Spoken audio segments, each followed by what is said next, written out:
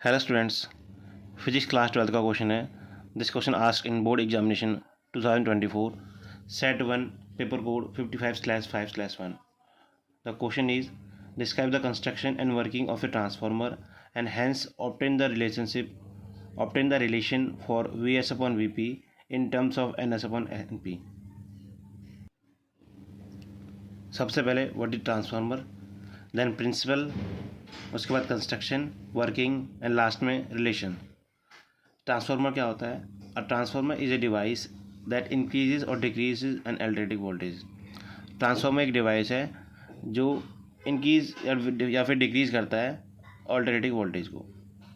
क्या प्रिंसिपल है इसका? When the current in a nearby कोil varies the EMF is induced in the secondary कोil। अगर करंट फर्स्ट कोil में वेरीज करेगा, चेंज होगा, तो इंड्यूस EMF होगा सेकेंडरी कोil में। ये इसका प्रिंसिपल है। कंस्ट्रक्शन क्या है? It consist of a two coil. ये टू कोयल से बना हुआ है। लैमिनेटेड सॉफ्ट आयरन कोर है। Coils are made up of insulated wire. जो कोयल्स है वो इंसुलेटेड वायर से बनी हुई है। The AC input voltage apply to the primary coil. Primary coil पर AC इनपुट वोल्टेज अप्लाई किया जाता है। While the output voltage measured across second coil. और जो वोल्टेज है वो आउटपुट है वो सेकेंडरी कोल पर मेजर किया जाता है। नेक्स्ट वर्किंग क्या है इसकी? ट्रांसफार्मर की वर्किंग में ऑल्टरनेटिंग करंट अप्लाइड करेंगे प्राइमरी वाइंडिंग में, देन वो मैग्नेटिक फील्ड क्रिएट करेगा। जो मैग्नेटिक फील्ड लिंक होगा वो सराउंडिंग में होगा और वो प्राइमरी सेकेंडरी कोइल तक जाएगा। जब मैग्नेटिक फील्ड सेकेंडरी कोइल तक जाएगा तो EMF इंड्यूस होगा सेकेंडरी कोइल में। तो this is the working of a transformer. When alternating varying current is applied to the primary windings, the magnetic flux link with the secondary produces varying magnetic flux in the secondary coil.